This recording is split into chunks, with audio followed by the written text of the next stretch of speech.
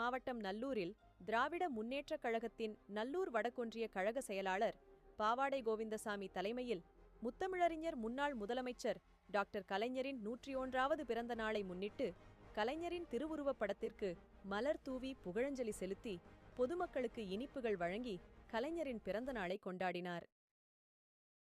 இந்நிகழ்வில் மேற்கு மாவட்ட நெசவாளர் அணி துணை அமைப்பாளர் சுப்பன்பழகன், ஒன்றிய துணைச் செயலாளர் மாரிமுத்தாள் குணசேகரன், இளைஞரணி துணை அமைப்பாளர்கள் நல்லூர் தனசேகரன், நகர்பாபு உள்ளிட்ட கட்சியின் முக்கிய நிர்வாகிகள் முன்னாள் முதல்வர் முத்தமிழறிஞர் டாக்டர் கலைஞருடைய 101வது பிறந்த நாள் விழா நிச்சயமாக தமிழகத்தில் இருக்கின்ற அனைத்து கட்சியினரும், அனைத்து மதத்தினரும், சமுதாயத்தினரும், முஸ்லீமாக இருந்தாலும் கிறிஸ்டினாக இருந்தாலும் வேறு இனத்தில் இருக்கின்ற வேறு மதவாதத்தை கொள்கையாக கொண்டிருக்கின்ற அனைவருமே ஏற்றுக்கொண்ட ஒரு தலைவர் நம்முடைய முத்தமிழறிஞர் கலைஞர்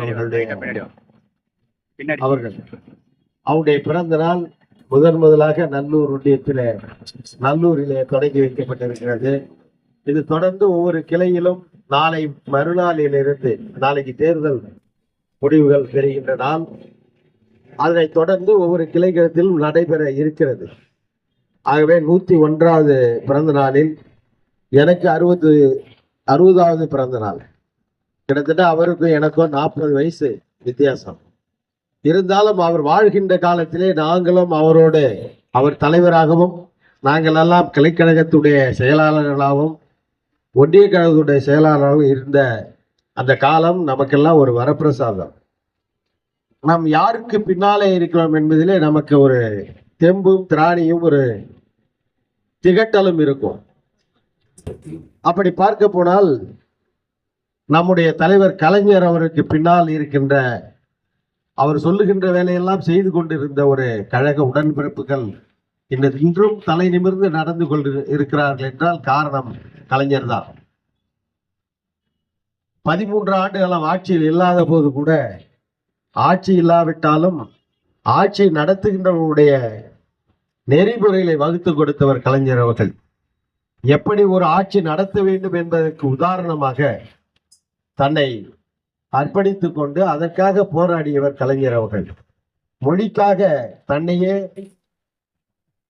அந்த தண்டவாளத்திலே தலை வைத்து உயிரே போனாலும் என் மொழியை காப்பேன் என்ற உத்வேகத்தை, உணர்வுகளை கழக உடன்பிறப்புகளுக்கு ஊட்டி இன்றும் அந்த மொழிக் கொள்கையை நாம் கையில வைத்துக் கொண்டு இருக்கின்றோம். எந்த முறையிலே இன்றி உள்ளே வந்தாலும் அதை தடுப்பதற்காக நாம் முயன்று கொண்டு இருக்கின்றோம். அதிலே வெற்றியும் கண்டு கொண்டு இருக்கின்றோம். ஆகவே இதெல்லாம் நமக்கு சொன்னது யார்? கலைஞர் அவர்கள். எங்காவது ஒரு மூலையிலே, எந்த நாட்டிலாவது ஒரு தமிழன் அவனுக்கு அங்கே கொடுங்கோல் நிலவுகிறது என்றால், அது இலங்கையாக இருந்தாலும் சரி, வேறு அமெரிக்காவாக இருந்தாலும் சரி, ரஷ்யாவாக இருந்தாலும் சரி, அங்கே இருக்கின்ற தமிழ் இனம் அவர்களுக்கு நடத்துகின்ற விதம், அவர்களுக்கு உரிமைகள் கிடைக்கவில்லை என்றால் அதற்காக போராட்டத்தை அறிவித்து அவர் அந்த நாட்டையும் நெறிப்படுத்தக்கூடிய ஒரு நிலையிலே ஐநா சபை வரை சென்று போராடக்கூடிய ஒரு எண்ணத்தை உருவாக்கி கொடுத்தவர் கலைஞர் அவர்கள். இன்றைய பள்ளிக்கூடங்கள் எல்லாம் பார்த்தால் தமிழ் மொழி, தமிழ் கலாச்சாரம் என்றெல்லாம் பேசுகின்றோம். சாதாரணமா ஒரு யூடியூப்ல ஒரு நண்பர் பேசும்பொழுது தமிழ் உச்சரிப்பை நான் கலைஞரிடமிருந்து கற்றுக்கொண்டேன் என்கிறார். ஒரு நாடகத்துறையில இருக்கின்ற ஒரு வசனம் பேசி நன்றாக சிறந்த நடிக்கின்ற ஒரு நபரை கேட்கும் பொழுது எனக்கு மாடல் கலைஞர் தான் என்று சொல்கின்றார்கள். ஒரு வசன கர்த்தாவை கேட்கும் பொழுது நான் இது போன்ற நடைமுறையை நான் கையில எடுத்து எழுதுவதற்கு காரணம் கலைஞர் தான் என்று சொல்கிறார்கள். ஒரு ஆட்சியிலே இருப்பவர்கள் மாற்றுக் கட்சியினராக இருந்தாலும் அவர்கள் கலைஞரை மறைமுகமாக அவர் சிந்தித்துதான் ஆட்சியை நடத்தினார்கள். ஜெயலலிதா கூட கலைஞர் இருந்தால் இதை செய்வார், நாம் செய்யாவிட்டால் இதை கேட்பார் என்ற அளவிலே அவர்கள் தன்னை வழிநடத்தி கொண்டு ஆட்சி செய்தார்கள். எம்ஜிஆரும் அப்படித்தான். மொழியை எதிர்க்க வேண்டிய ஒரு சூழ்நிலை வரும் பொழுது திமுகவும் அதிமுகவும் இரட்டை குழல் துப்பாக்கியாக செயல்படும் என்று நமது எம்ஜிஆர் அவர்கள் சொன்னார்கள். ஏன் அதை நான் எதிர்ப்பேன் என்று கூட எம்ஜிஆர் சொல்லவில்லை. கலைஞரையும் சேர்த்து கொண்டு சொன்னார் என்றால் கலைஞரை தமிழ் இனத்தினுடைய தலைவராக ஏற்றுக்கொண்டவர் எம்ஜிஆர் அவர்கள். ஆகவே மறுமுனையிலே இருந்தாலும் எதிர்முனையிலே இருந்தாலும் அவர்கள் யாரை பார்த்து நடந்தார்கள், யாரை பார்த்து ஆட்சி செய்தார்கள் என்றால் கலைஞரை பார்த்துதான். இன்றும் நாம் ஆட்சியிலே அவர் தலைவர் நம்மோடு இல்லாவிட்டாலும் இன்றும் கலைஞர் ஆட்சி தான் நடந்து கொண்டிருக்கின்றது. ஏழை எளியவர்களுக்கு, பெண்களுக்கு, அது போன்ற ஒடுக்கப்பட்ட நசுக்கப்பட்ட இடத்துடைய பாதுகாவலனாக இருக்கின்ற நமது தலைவர், நம்முடைய தளபதி மு.க. ஸ்டாலின் அவர்கள் திராவிட மாடல் ஆட்சி நடத்தி கொண்டிருக்கின்றார்கள். பெரும்பாலும் திராவிட மாடல் ஆட்சின்னா என்னன்னே நிறைய பேர்த்துக்கு தெரியல. திமுக காரன் கூட எப்படின்னா என்னன்னே தெரியாத பாதி பேர் இருக்கிறோம். அது என்ன திராவிட மாடல் ஆட்சினா, நம்மை சுற்றி எந்த அம்புகளும் மாற்று மாநிலங்களில் இருந்தோ கூட்டாட்சி தத்துவத்துக்கு எதிராக இருக்கின்ற நம்முடைய மைய ஒன்றிய அரசாக இருந்தாலும், வேறு மாநிலங்களில் இருந்து வருகின்ற மனிதராக இருந்தாலும், கலாச்சாரமாக இருந்தாலும், அதை எதிர்த்து அதை இங்கே வேரூன்ற விடாமல் தடுப்பதுதான் திராவிட மாடல் ஆட்சி. தன் கையே தனக்கு உதவும் என்பது போல மத்திய அரசாங்கத்தை நினைப்பதற்கெல்லாம் அவர்களுடைய தயவிலே ஆட்சி நடத்தக்கூடிய அந்த நிலை இல்லாமல் தமிழ்நாட்டிலே இருக்கின்ற மக்களுக்கு, தமிழ் இனத்துக்கு நாம் ஆட்சி முறையை நம்மளே அதிகமாக செய்ய வேண்டும், மத்திய அரசாங்கத்தை எதிர்பார்க்காமல் என்ற சிந்தனை தான் நம்முடைய திராவிட மாடல் ஆட்சி. பெண்களுக்கு கல்வி வேண்டும், பெண்களுக்கு சொத்திலே பங்கு வேண்டும்.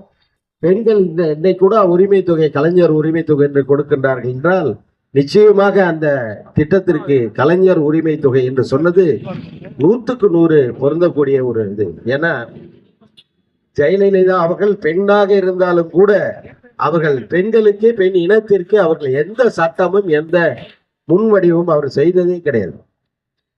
நாங்கள் செய்தது தான் 10,000 கொடுத்தா அவங்க 20,000 கொடுத்திருப்பாங்க. திருமண உதவி திட்டம் என்று கலைஞர் அறிவித்தார்கள்.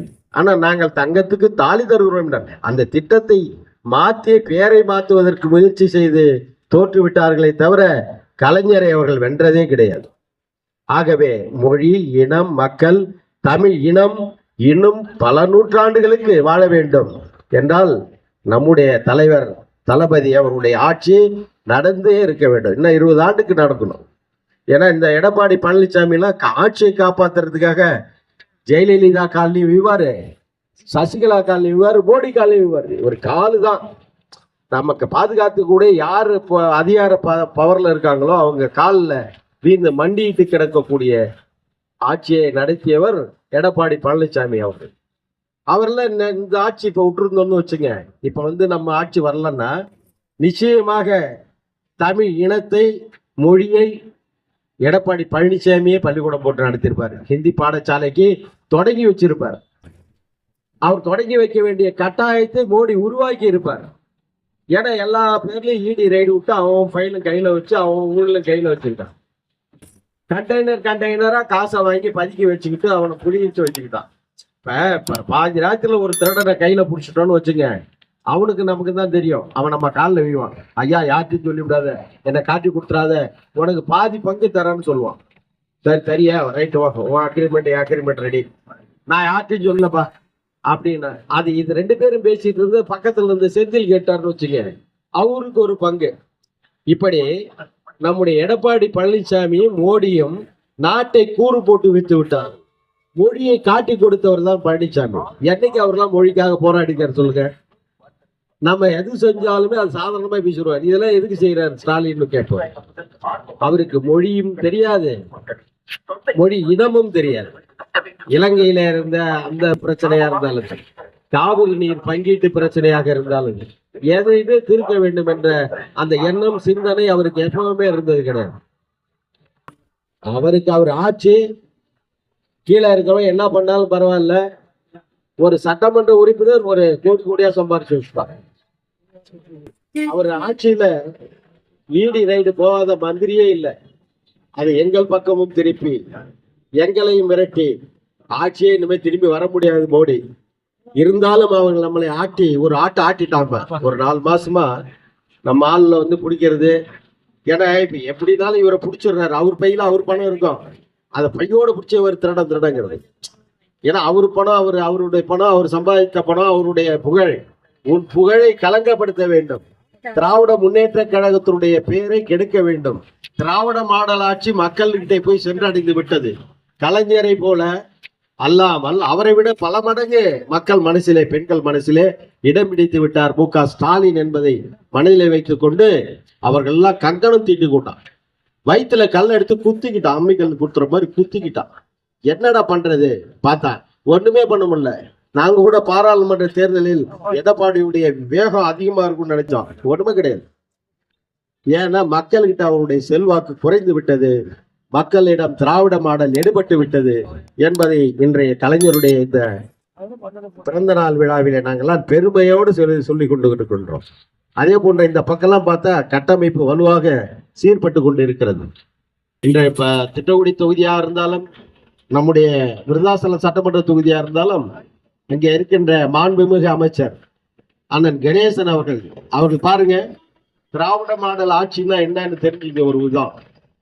நாங்கள் கோவில் கருவறைக்குள்ளே வந்து வணங்க முடியாது என்று சொன்னவரை அர்ச்சகராக ஆக்கி அனுப்பி பார்த்து அதுக்கு ஒரு சட்டத்தை இயற்றியவர் கலைஞர் அவர்கள்.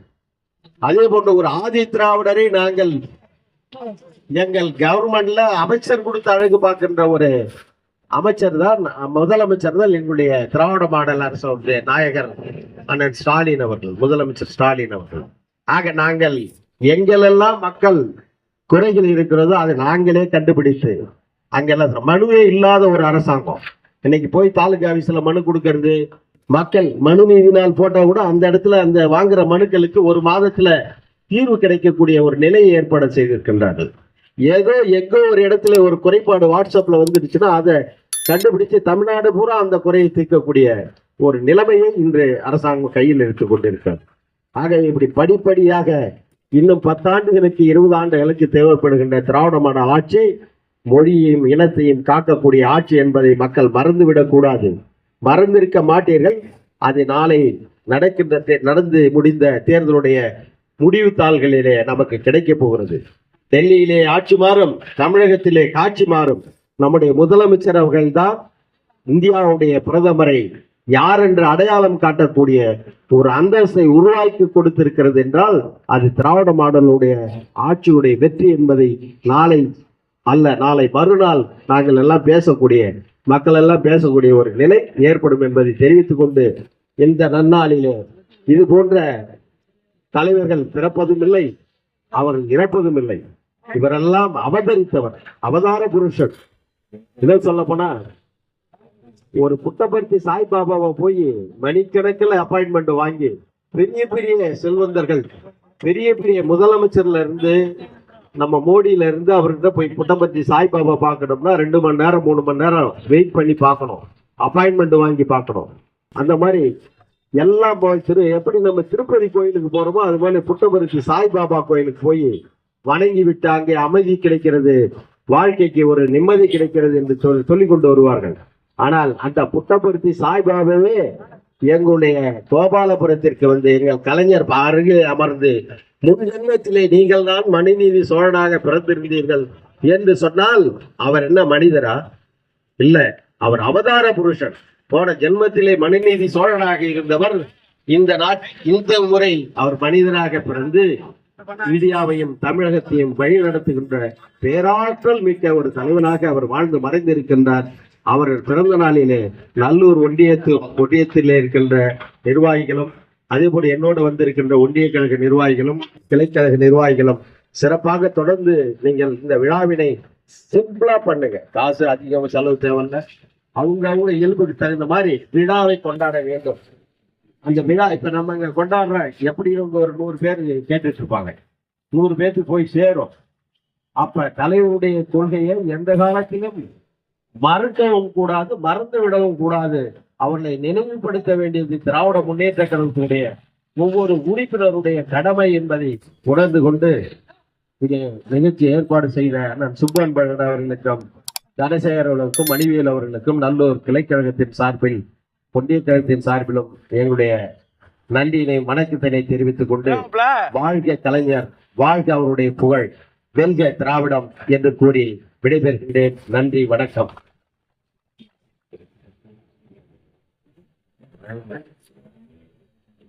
இந்த 101வது கலைஞர் பிறந்தநாள் விழாவினை மிக சிறப்பாக இங்கு வந்திருந்து சொற்பொழியாற்றிய ஒன்றிய செயலாளர்களுக்கும் அவருடன் பயணித்திருக்கின்ற நல்லூர் ஒன்றிய நிர்வாகிகளுக்கும் கிளைக்கழக செயலாளர்களுக்கும் நன்றினை தெரிவித்துக் கொள்கின்றேன். பத்திரிகை நண்பர்களுக்கும் நன்றினை தெரிவித்துக் கொள்கின்றோம். அதோடு அல்லாமல் நல்லூர் மக்களின் சார்பாக எங்களுடைய ஒன்றிய செயலாளர்களுக்கு பிறந்த நாள் வாழ்த்துக்களை தெரிவித்துக் கொள்கின்றேன். நன்றி நன்றி நன்றி.